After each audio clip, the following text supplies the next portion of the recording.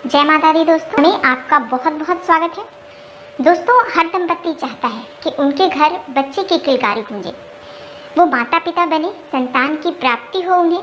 लेकिन कई बार विवाह के काफ़ी समय बाद भी संतान की प्राप्ति नहीं हो पाती और कई बार तो सारी की सारी मेडिकल रिपोर्ट्स जो होती हैं वो बिल्कुल ठीक होती हैं। डॉक्टर्स भी कहते हैं कि कोई प्रॉब्लम नहीं है, उसके बाद भी संतान की प्राप्ति नहीं होती। तब चिंता ज़्यादा बढ़ जाती है कि जब कोई भी फिजिकल प्रॉब्लम नहीं है तो फिर संतान क्यों नहीं हो रही। दोस्तों, इसका कारण आपकी जन्म कुंडली से रिलेटेड हो सकता है। इसके लिए आपको किसी अच्छे विद्वान ज्योतिषी से अपनी कुंडली ज़रूर दिखानी चाहिए, सलाह लेना चाहिए उनसे, और पति पत्नी दोनों को ही अपनी जन्म कुंडली से संबंधित जो भी उपाय ज्योतिषी बताएं उन्हें ज़रूर करना चाहिए। लेकिन कई लोग ऐसे भी होते हैं जिनकी जन्म कुंडली के बारे में उन्हें नहीं पता, वो अपनी बर्थ डिटेल के बारे में नहीं जानते। तो ऐसे में जिन दंपत्ति को संतान की प्राप्ति नहीं हो रही है, चाहे फिर उनके पास जन्म कुंडली है या नहीं है, चाहे आपकी मेडिकल रिपोर्ट्स में कोई प्रॉब्लम भी हो, तब भी आपको आज का ये उपाय मैं बता रही हूँ जो वो ज़रूर करना चाहिए। दोस्तों, कुछ दंपत्ति ऐसे भी हैं जिनकी कन्या संतति है और वो पुत्र संतान की कामना करते हैं, तो आज के इस उपाय को करने से उन्हें पुत्र संतान की प्राप्ति होगी।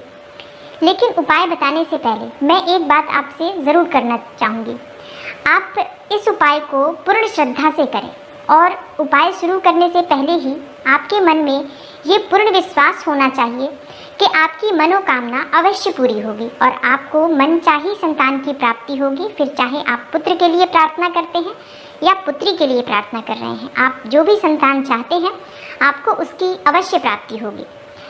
एक और बात, अगर आपके पास कोई संतान नहीं है और आप पहली संतान के लिए प्रार्थना कर रहे हैं तो पुत्र या पुत्री के लिए नहीं, सिर्फ उत्तम, स्वस्थ और दीर्घजीवी संतान की कामना मन में रखें और इस उपाय को करें। निश्चित ही आपको लाभ होगा। और जो लोग पुत्र संतान की इच्छा रखते हैं उन्हें भी उत्तम चरित्र वाला, स्वस्थ, दीर्घजीवी, यशस्वी पुत्र की कामना मन में रखकर ये उपाय करना चाहिए। क्योंकि संतान ऐसी होनी चाहिए, चाहे वो फिर पुत्र हो या फिर पुत्री, जो भी संतान हो उससे आपके कुल का, परिवार का यश बढ़े और आपको इस उपाय से निश्चित ही ऐसी संतान की प्राप्ति होगी जिससे आपके कुल का मान बढ़ेगा। अब आइए जानते हैं कि आपको करना क्या है, किस तरह से ये उपाय करना है। दोस्तों, मैं आपको लेकर आ रही हूँ बड़े दरबार में, महादेव के दरबार में, जहाँ से कभी कोई खाली नहीं जाता। और ये जो महीना है महादेव का महीना है, सावन का महीना है, और इस महीने में भगवान भोलेनाथ बहुत अधिक प्रसन्न मुद्रा में रहते हैं और जो भी भक्त उनके दरबार में सच्चे मन से प्रार्थना करते हैं, उनकी विधिवत पूजा करते हैं, भोलेनाथ का जलाभिषेक करते हैं, तो भोलेनाथ उसकी मनोकामना अवश्य पूर्ण करते हैं। दोस्तों, सावन के महीने में किया गया एक छोटा सा उपाय भी बहुत महत्वपूर्ण होता है और भगवान भोलेनाथ छोटे से उपाय से भी खुश होकर मनचाहा वरदान दे देते हैं। दोस्तों, आज के इस वीडियो के माध्यम से मैं आपको संतान प्राप्ति के लिए या पुत्र प्राप्ति के लिए कुछ ऐसे उपाय बताऊंगी जिन्हें करके आपकी मनोकामना अवश्य पूरी हो जाएगी। आप कोई सा भी इसमें से उपाय पूरी श्रद्धा के साथ करें, पूरे विश्वास के साथ करें। ये मानकर चले कि आप इतने बड़े दरबार में आए हैं, इसके बाद कोई दूसरा दरबार नहीं है। महादेव का दरबार, देवों के देव महादेव हैं, तो सबसे बड़ा दरबार महादेव का होता है। वो चाहें तो ब्रह्मा के लिखे को टाल सकते हैं, चाहे वो कुंडली से रिलेटेड प्रॉब्लम हो, चाहे आपकी फिजिकल आपको कोई प्रॉब्लम हो जो डॉक्टर्स बता रहे हैं, किसी भी तरह की कोई परेशानी हो, अगर आप भोले बाबा के दरबार में पहुंच गए हैं तो वहां से आपकी झोली खाली नहीं रहेगी। इस बात का पूर्ण विश्वास आपके मन में होना चाहिए। इस विश्वास के साथ आप इस उपाय को करें, भोलेनाथ की पूजा करें, आपकी मनोकामना अवश्य पूरी होगी। दोस्तों, संतान या पुत्र प्राप्ति के लिए प्रतिदिन शिवलिंग की विधिवत पूजा करें और उन्हें बांस के पत्ते से अभिषेक करें। बांस के पत्ते का अभिषेक आप कई तरीके से कर सकते हैं, जैसे कि आप गाय का कच्चा दूध लें और उसमें बांस के पत्ते को पीसकर मिला दें और शिवलिंग का अभिषेक करें, विधिवत पूजन करें। दूसरा तरीका है कि आप अभिषेक करें कच्चे दूध से, उसके बाद बांस के पत्ते भी अर्पित कर सकते हैं। एक और तरीका है कि आप बांस के पत्ते को पीसकर उसका शिवलिंग बनाएं, शिवलिंग के आकार का उस बांस के पत्ते को पीसकर बनाएं और फिर उसकी पूजा करें, विधिवत उस पर बेल पत्र अर्पित करें और बैठकर वहाँ नमः शिवाय का जाप करें। और प्रार्थना करें पुत्र प्राप्ति के लिए, संतान प्राप्ति के लिए, तो आपकी मनोकामना जो है वो बहुत जल्दी पूर्ण होगी। दूसरा उपाय है 16 सोमवार का व्रत करें, शिवलिंग का विधिवत पूजन करें, उन पर बिल्वपत्र अर्पित करें और कच्चे दूध से अभिषेक करें, तो भगवान भोलेनाथ की कृपा आपको अवश्य प्राप्त होती है। आप उनसे प्रार्थना करें उत्तम संतान की प्राप्ति के लिए, पुत्र प्राप्ति के लिए, तो आपकी मनोकामना अवश्य पूरी होगी। शिवलिंग पर गेहूं के दाने अर्पित करें, सोमवार के दिन शिवलिंग की पूजा करें, उसके बाद गेहूं के दाने से शिवलिंग पर गेहूं के दाने अर्पित करें, इससे मन चाही संतान की प्राप्ति होती है।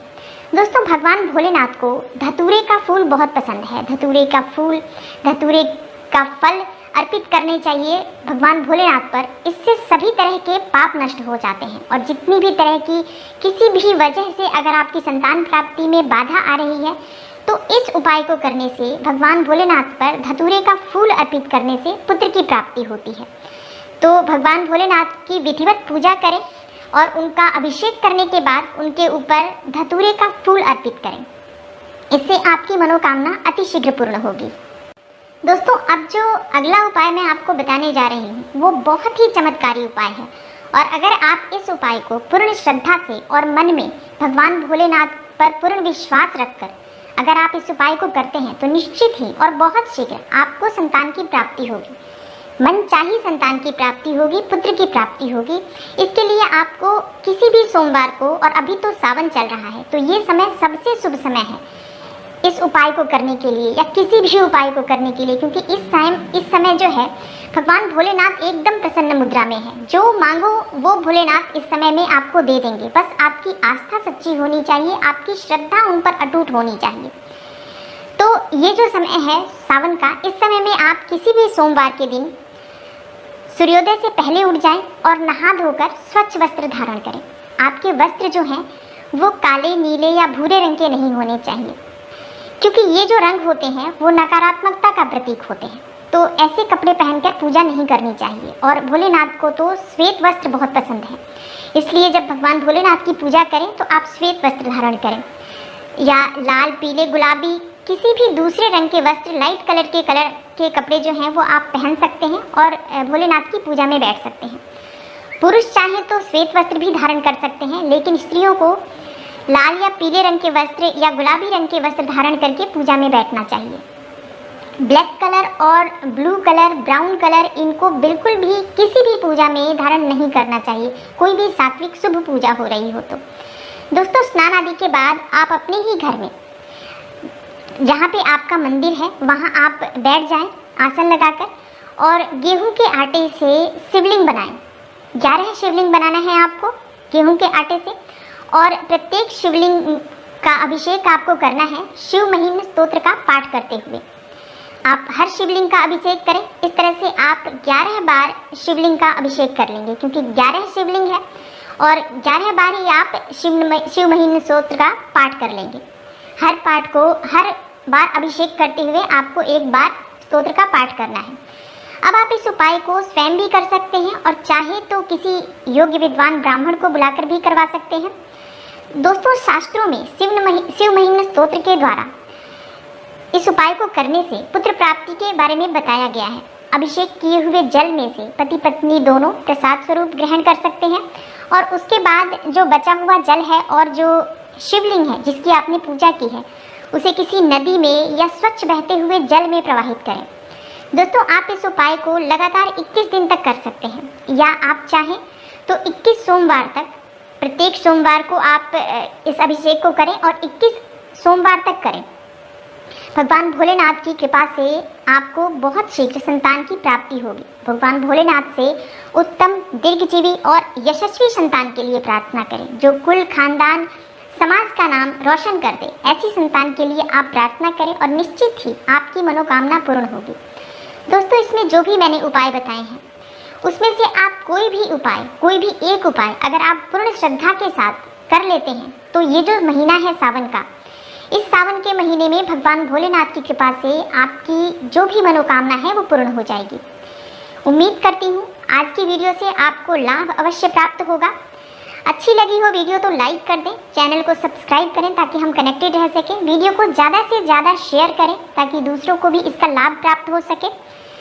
और कमेंट बॉक्स में कमेंट करके मुझे बताएं कि आज की वीडियो से आपको कोई अगर क्वेश्चन बचा हो जिसके बारे में आप पूछना चाहते हैं तो वो मुझे पूछ सकते हैं। मैं मिलती हूँ आपसे अगली वीडियो में किसी नई और महत्वपूर्ण जानकारी के साथ। तब तक के लिए नमस्कार।